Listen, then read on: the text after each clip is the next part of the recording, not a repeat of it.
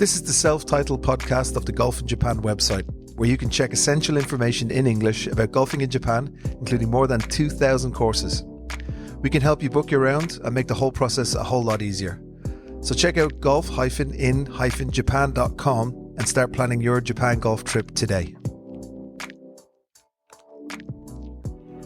Golf in Japan, May 16th. Welcome, boys. We have in the house DJ, Mr. Damon. Hello, Damon. Hey, everybody. And Paulie B's back in the house. How's it going, Paul? Hey, guys. Good to have you. We're without Pro Joe today, as he is still with the Childer in the Gotemba, and I think they're coming close to the end of their 2-week camp, which he talked about in the last podcast. So we will be doing all the Pro Joe stuff, laughing uncontrollably and so on without him. Do we want to say anything about Pro Joe's attire? He doesn't wear shorts. Joe. I've never seen him in shorts. Doesn't wear shorts. We'll have to ask him about that. Maybe he's got a pair of those chicken legs. Don't think so. Because he occasionally appears on JNTO videos wearing nothing but a towel. If anybody's out there and it's coming to Japan, you should check that YouTube video. I think Golf Digest did it. Yeah. Pro Joe's in it in a towel, strolling around, and some Japanese guys telling him about onsen etiquette, and he's pretending to not know anything. Yeah. It's interesting. I think you're going to be able to see him again on one of our introductory videos in the future, where we're going to have a cameo by Pro Joe doing the same thing now. Exactly. I think every video we ever put out should have Pro Joe on a towel. Just if it's just for a flash, someone has to like rewind it back and pause on that millisecond, but he's going to be there. Good It's stuff. kind of funny since he never goes to the onsen when we play golf with him. Sorry. Is that true? Sorry. I mean, he no, actually. maybe he was traumatized because of that he video. does. But I think he's old school is old Joe, so he likes wearing trousers on the golf course. I think that's what it is. Right. Wouldn't you say? Yeah, maybe. Or he doesn't go to the onsen. Is he like really tatted out or something, is he? Oh, that is a good point. No, does wear wife beaters. He does, doesn't he? If you don't know what a wife beater is, it's Australian for a string vest. Is that what? No, it's a white singlet. A singlet? There you go. Okay. And with his it's American as well, by the way. And his runway on his chest. Oh yeah. Oh yeah, that's right. The old welcome mat, as he calls it. The welcome mat. And a Foster's beer in his hand. Oh, it's VB. It's a VB. Well, we all know what VB stands for, right? Visual Basic. I'm a computer guy. That's what it stands for. Next. Victoria Bitter. Still incorrect. What is it? Oh. Vitamin B. Nice. Okay. We walked into that Oyaji gag. Okay. Well, we'll get along with things because we've run out of cranky chicken. So our office is above a convenience store, and we always get some coffees and some sambos. Our studio. And then actually, fun fact about Conveni's. This was in the news today. Over 8,000 foreign employees now in I believe Japan. that. I believe that. It's incredible, isn't it? All the convenience around my house will have Southeast stations. Yeah, I haven't seen a Japanese person in Conveni in a while, actually. It's true. Yeah, the service is good. They speak English now. Yep. It's mad, isn't it? Yep. Good stuff. It's good to see, to be honest. Yeah, it is. I think it's good. They need more multiculturalism. They need more people here to prop up the old people economy. You know, absolutely. It is. Yeah. True that. And look after them.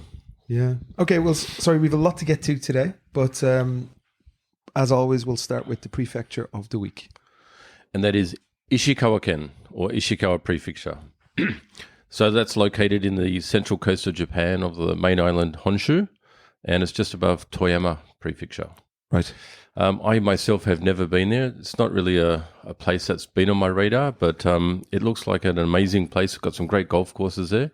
Yeah. But obviously earlier this year they had quite a large earthquake there, 1st of January. Yeah, I remember I was watching TV on January 1st, like 3 p.m, and it all went off up there, didn't it? Yeah, 7.6 magnitude, so it's quite a big one.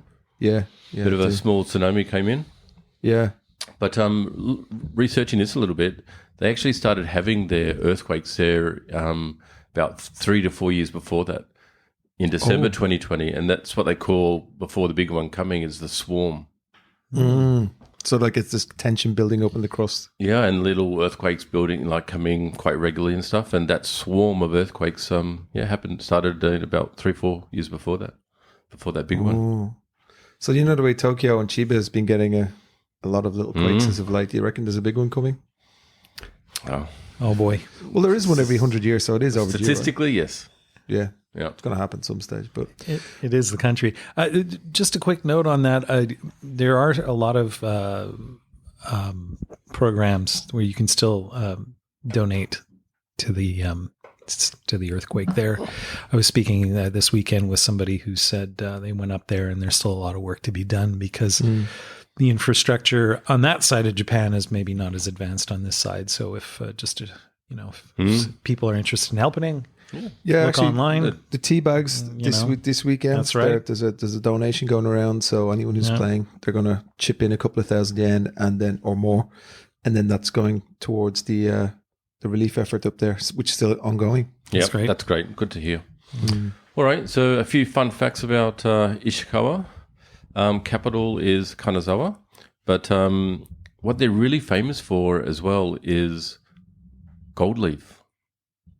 Oh, Yep. So they make 90%, 99% of all the gold leaf produced in Japan. is the gold mined there? Because I thought all the gold came from like Hokkaido and like on the other side more than where same in that prefecture where Shimoda and all those places are. Shizuoka. Shizuoka, yeah. Yeah, I'm not sure if it gets mined there or not, but it kind of makes sense if that's where they're producing it. Yeah. But otherwise, they have a cuisine there called Kaga cuisine, which is mostly seafood and things, which makes sense being on the coast there.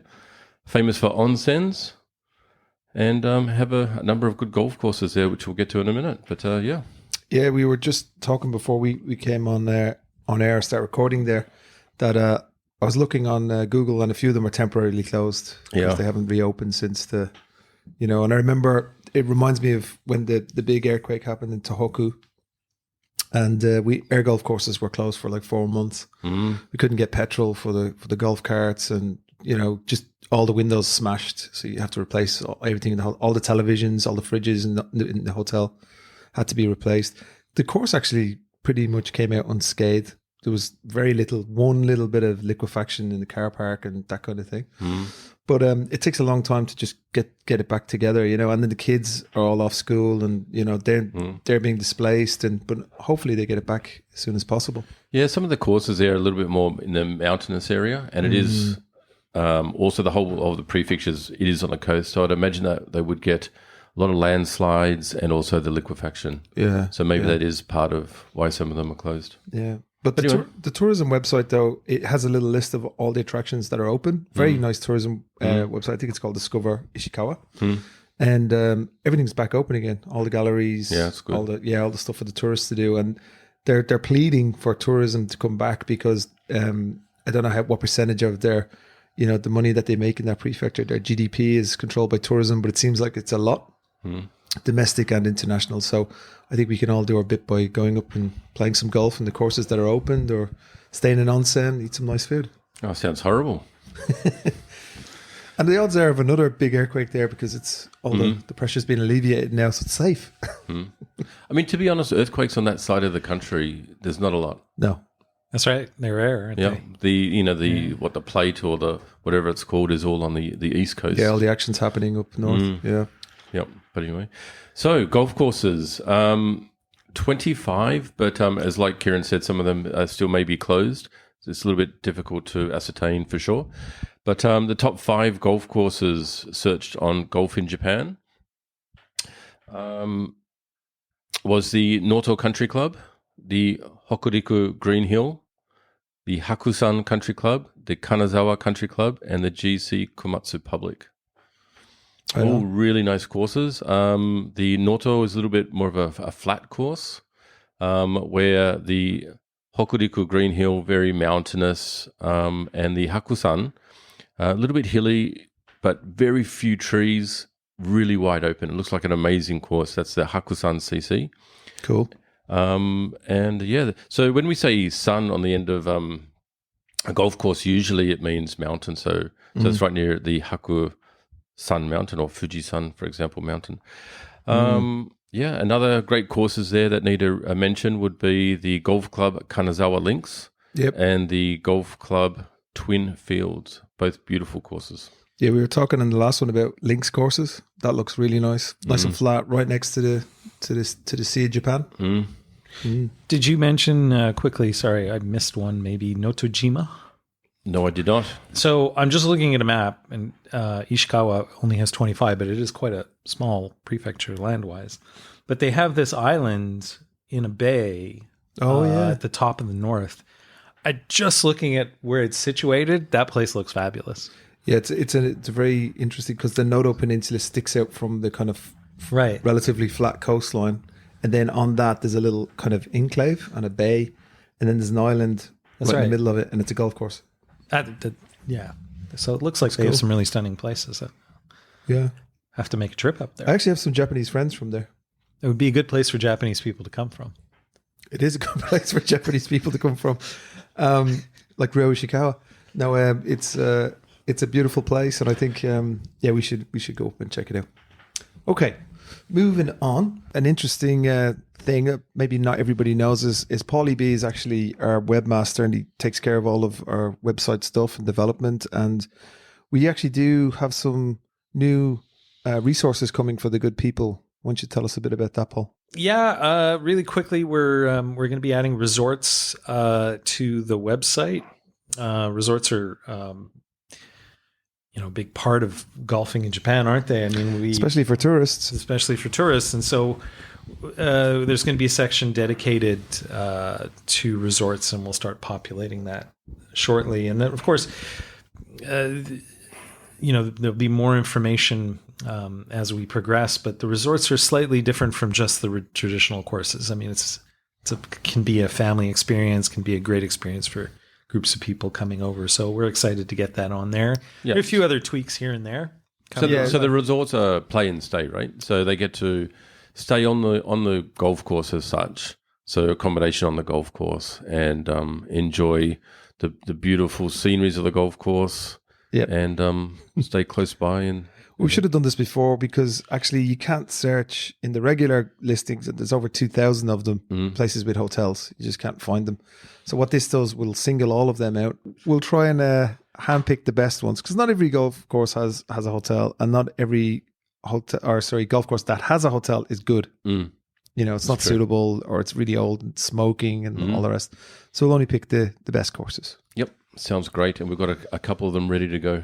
Yeah, we do. So, and we're adding more. We'll be adding more over the coming weeks. So make sure you check out resorts, which will have its own section on Golf in Japan.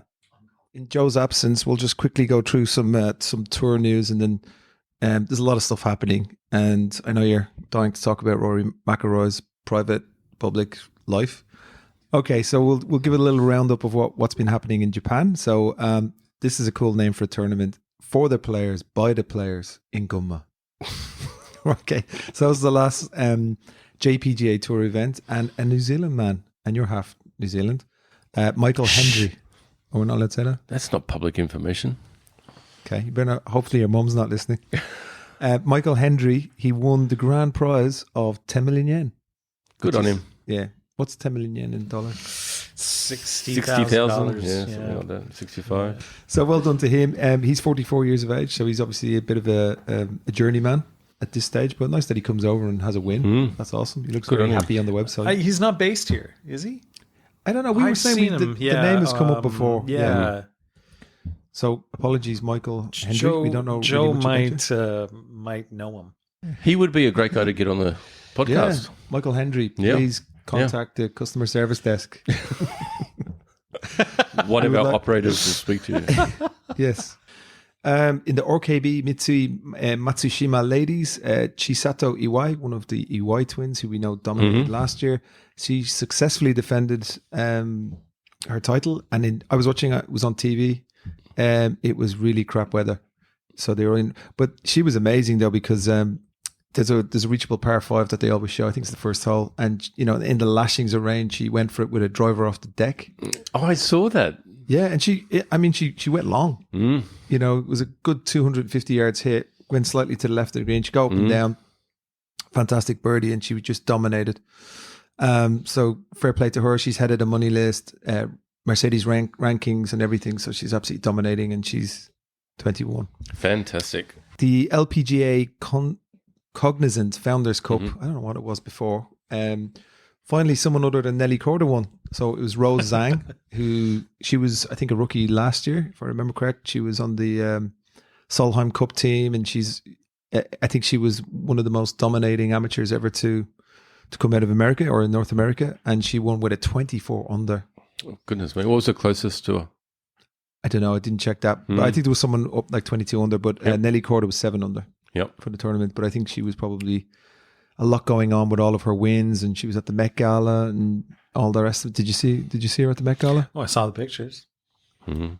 I wasn't there personally to see her, but I saw the pictures. So, okay, let's get on to it now. So let's first start with the good stuff. So Rory, since we haven't done a podcast in a while, so Rory won at a Zurich Classic with countryman of mine and his, Shane Lowry, which was fantastic. He was on the lash, and all the guys were it's a great singing karaoke. Great tournament too. Yeah, it was fantastic. Yeah. And then he backed it up and won it at Wells Fargo for his 4th time. Amazing.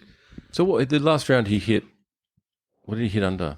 Because he wasn't leading into the last day, was he? He's 65, so 6 under. And yeah. Par 71. Yeah. 6 or 7 under. But he, he was just, the lines he was taking, just when he hits the driver well, man, I mean, par 5. Nobody like him.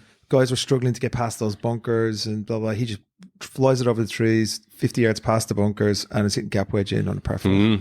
So it's just, and then his putting was good. I thought that was the best part of his game, actually, the putting. But obviously the driving is, to be honest. But yeah, and then lots of news broke about Rory.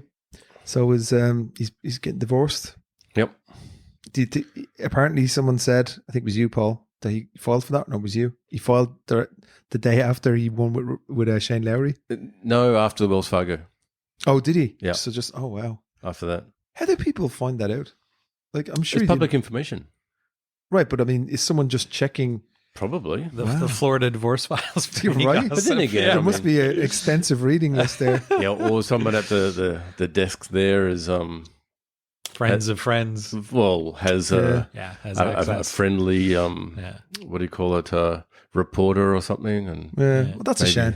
Gets a hundy. Jesus. But anyway, so divorce, 380 million he's worth. So she's doing okay. The only thing I read is that the differences were irreconcilable, which is that's what they always say. That's why they're divorcing, right? So yeah. But so is he going to go on a TB? What's a TB? A tiger bender. I was like, well, we've had VB, vitamin B. Maybe that's what he needs. Or he's just going to go on a FU to everybody, tear up and just destroy the golf world. And he's got 2 in a row. Why not 6 in a row? I'd love to see him go. He could tear it up. Tear it up. Yep. That'd be great. Yep. So much talent, that guy, right? Yeah. And amazing. He came out of the gates like we all thought this guy was the next Tiger. I mean, he was marketed as such. But, he never lost his swing, which was the confusing thing. It's not like, he can't swing anymore. It's just beautiful. He has like changed from Cowan. I think his original coach is Cowan. He's gone forwards and backwards to him a lot. Right. And I think he was saying that was because Cowan lives in Ireland and, he only can fly him out for a couple of weeks a year. So he has been doing that. But I think it's all a confidence, mental thing with him. Because you see him when he's walking, and if he's got the little pop in his step, he's gonna play well. So I think he's manifesting and all that kind of stuff. He's gonna grow back the full mane. Remember when he had those big curls that would just like fly out of the baseball cap? If he did that, that would just be legendary. I think everybody has those days when you have a big bird's nest on your head. And you think you're cool, but no, don't do it. No, I think he's a very smart guy. He's very in control of himself and his game. Yeah. And that was interesting about saying that. What was the name of the guy who didn't want him? Patrick Cantlay didn't want him back on the player advisory board, and he said, "Oh, I'll come back on if they need me, I'll come back on." And then, I think Patrick Cantlay was like, "No, he's not coming back." So he's like, "Oh, I'm not going back on the board." What? Hear But about- wasn't he was he meant what's to that? be replacing Peter Cantley? Patrick Henley? Sorry, Patrick Cantley. That's what I thought. And then when Rory said, I'm not going to be, and then Patrick is going to remain. I don't know. I mean, I don't think I think it's because of probably they don't like each other, Hackgate and all the stuff that happened at the Ryder Cup being number one, but number two, they're very. I mean, look at it. They like the fields not being super strong because they win more money week in, week out. They're not fans of LIV, Jordan Spieth, all of those guys who are on the player advisory. They like getting their sponsors invites to tournaments and so on. And I think Rory would absolutely say F you to Cantlay and stand up to him. And I heard he's a real ball breaker and he runs the show in there now. So hopefully he gets back on it. Just for anything else, just for a bit of juice for the boys to talk about. So anyway, yeah, the drama's following him around and it'll be interesting to see what's going to happen this weekend, which is starting today. the second major of the year. PGA Championship. Valhalla in Kentucky. Yes, that's going to be a great event. I was looking at some of the tees, the tee time pairings and things like that. So off the block is Michael Block. He's starting out. So he was obviously came to fame last year when he did so well there. But we've got Tiger Woods, Adam Scott, Keegan Bradley all in one flight. That's going to be a great one to watch. Then you've got Rory and Dustin and Justin Rose in one flight, which is a little bit of a live grouping there. So you've got Dustin and Justin Rose. Yeah. Justin Rose isn't live, is he? No. She won last year. Yep, that's right. So two versus one there. But yeah, it's going to be really good. Yeah, it's I was actually is it? I was going to say is AK playing? He's not. Michael Kim is playing. Yeah. I think is there any Japanese? What's the Japanese contingent like going over? Obviously Hideki. Yeah, I heard Hideki's wrist though is a bit iffy. There's Ryo Hisatsune. Yep, he's won on the European Tour. And so while you're looking that up, there was an article on John Daly. So John Daly's playing. Okay, yep. Right. Wow. Invitation or? Must be, right? And have you heard of the sub 70 clubs? No. Okay. Maybe I have to do more research on this. There used to be a brand out of the UK called Sub 70, and apologies if they're still alive and well. But so it's just this article on what Daly's got in the bag, and he's got these old set of sub 70 clubs, and then a set of ping driver and fairway woods and whatnot. It's just quite interesting to see. He's such a Phil player though. So loosey goosey when he hits the ball. I saw him on Instagram today hitting a one-handed pitch shot with a beer in his hand, and then just like from 40 feet and sinking it, and then a bunch of people high-fiving him. It's just beautiful. Yeah. I mean, really. And of course, Big Cat's going to play. Yeah. What do we think? If I don't want to give him the kiss of death, because if I say, yeah, Tiger's going to win or Tiger's going to go in the top 10, he's not. No. So I think he played really well at the Masters for the first day, right? He held his own. I think he was even par and stuff. But then, obviously he hits the wall. Oh, their signature. Jesus, they're old. So we're looking at the golf clubs John Daly's rocking. They actually look like the old Callaways, the Big Berthas. So, what's your predictions for who do you have? You have to pick two players for top 10s or a win. Win and a top 10. You get two. Cam Smith playing well again. Yeah. Who else? Adam Cam Scott Smith for the win. For the win. And Adam Scott for top 10. Yep. Okay. Patriotic right there, isn't it? Well, you have to pick some Canadians. Adam Hadwin and... not Adam Hadwin. As much as I love Adam Hadwin, I'm going to have to go with big money Nick Taylor. He's not the best Canadian golfer, but he seems to be really good in the clutch. And then I'm going to go Corey Connors. Oh, yeah. We followed good, our actually. boy. Yeah, Can't Corey put Connors is very good. But Mackenzie Hughes is the guy we followed around in Japan. Right. And I. I have a signed ball. Lovely guy, but I think Connors and Taylor have the best shots as Canadians. It's easy for me, isn't it? Yeah, and pretty good for you, I might add. Yeah. I mean, I'll definitely give Rory at least the top 10, if not the win. To be fair, he'll win it if he's playing he well. is not your technically countryman. Okay, let's just make this clear. Ooh, Who does he play for in the Olympics? We're talking about the country of birth. No. He was born in the UK. He's born in the UK, but that's besides the point. He played for Ireland as a junior, plays for Ireland as a senior. That's who he plays for. Why doesn't he play for the UK then? Exactly. So Scheffler has to be, for me, it's either, I'd say it's Scheffler, Morikawa, Schauffele, because he's always there. I'm picking more than two though. Yes, noticed. It's for sure Scheffler and Schauffele. Schauffele, say that 20 times. Yeah. Those two boys are going to be in the top 10, 100%. If I had to bet money on it, that's what it would be. So no one's really talking about Rahm. Yeah, I think Rahm's just too rich now. That's a good way of putting it. He isn't trying anymore, is he? Yeah, I just don't see the fire in it. It's just even in the press conference, he's like irritated. He's irritated. He's just like... He's tired of answering questions about what he does with all his bags of money. Could it be that he was promised, come over, give you all this cash, play for 3 years. So the tours are going to come together anyway. And look what's happening now. Jimmy Dunn has left the situation. There's the PIF are kind of drifting off. LIV is just steamrolling by itself now. Totally. And it seems like that conglomerate of private equity or wherever the different sports organizations that have pooled a lot of money are rivaling the PIF, and so that's where it's going. I don't think it's going to come together now. Do you? No, it doesn't sound like it, does it? No. I mean, unless you guys have inside intel. Look, I'm speaking as somebody who has no information, just as a fan, a pure fan. I thought I'd like it, the concept of it, and now I just LIV, because it would give the PGA competition, and so. But what's happened is I just feel that the really good golfers don't really care anymore, and we don't see them on LIV unless you really go out of your way.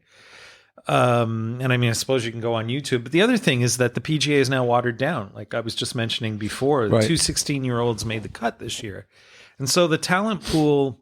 I think having two different leagues is by far the best way. Okay. You know, if you put everyone into one, you're going to get, obviously, all the cream comes to the top. I understand that. But having the two leagues is giving so many other people an opportunity to compete.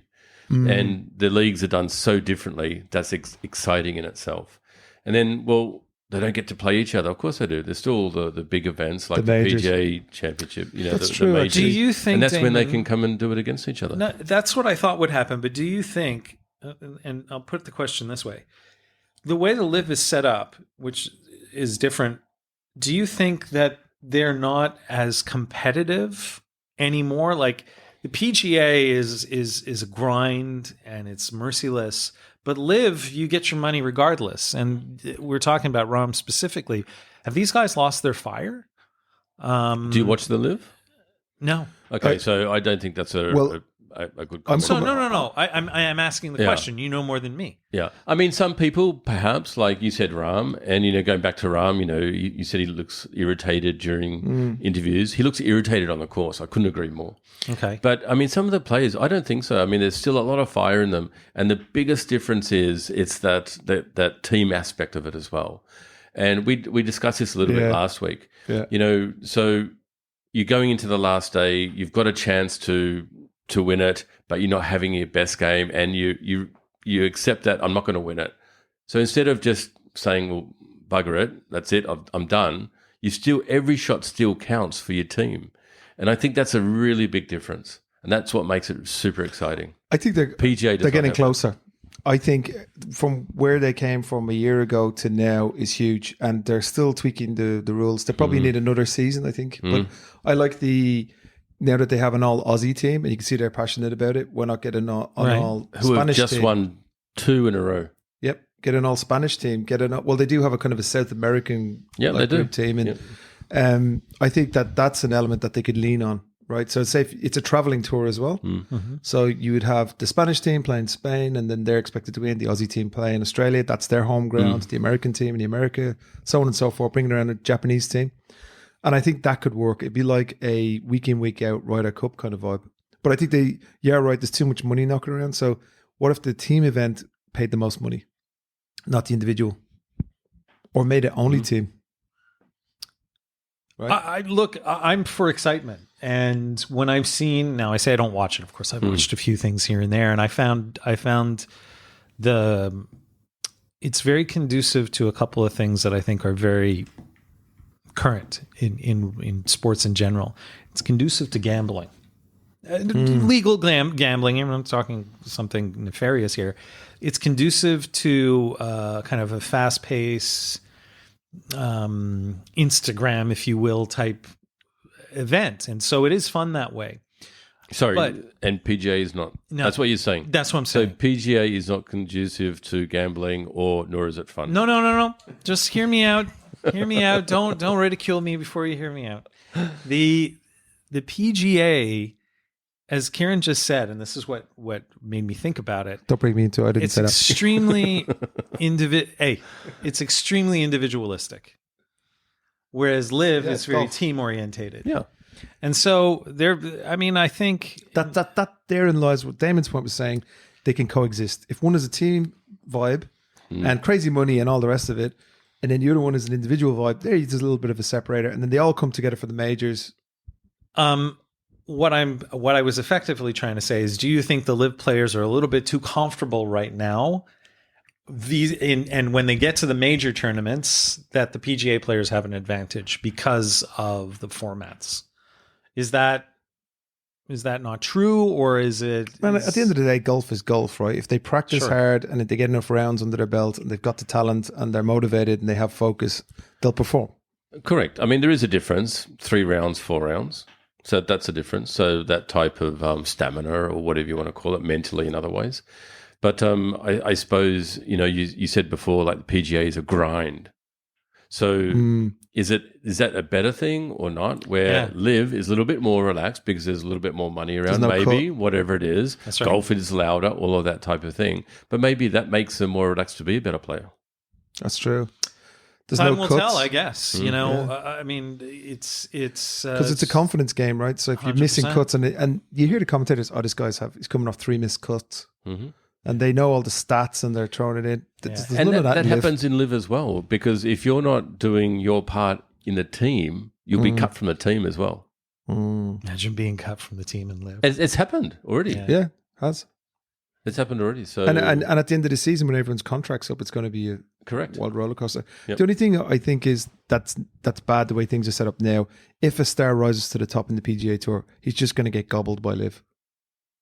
That's what they're trying to stop. The designated events, and even the last place now gets some money, and although it's a draw on some weird system, but they're trying to compete with LIV and that. So if someone comes to the top, not saying Scotty Scheffler, he's just bank right now on the PGA Tour, but say like a young guy, 21, maybe wins a tournament or he has a bit of swag or whatever, and LIV just grab him. And that's what's going to happen. Because obviously all those old guys, Poulter, maybe even Sergio, they're going to get kicked to the curb this year, and then they're going to be like, where are they going shopping? PGA Tour. So that's the only bad point, because they don't coexist then. One's just, sucking the other one dry. So what terms are of you saying talent. in the future? LIV's going to have all the young people and the PGA's going to have all the old people? I didn't say that, I don't think, but what I was saying is Effectively, the that's talent. what could happen. The talent, yeah, that's right.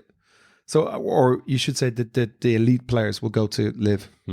That's it. It's just but that's what they've put together a big, conglomerate of money. So maybe they can compete with it, but then the money's just going to get ridiculous everywhere. So that was kind of cool about the PGA Tour. Like if you missed a cut, you didn't get paid nothing, and you went home, you had to pay your caddy and your transportation and your hotels, and that's motivation to pick your socks up and to do better. So if you can't do that, you shouldn't be there. But on LIV, it's like, I've got loads of money, I don't care, kind of thing. So, but You've still got to get in there, though. that's You've what I'm still saying. gotta You be need good to. enough to get in. How do you make it prideful? I think it's by country, right? It's an international tour, and it's going to all these different countries. So you have the Aussie one and so on, and I think that would really work.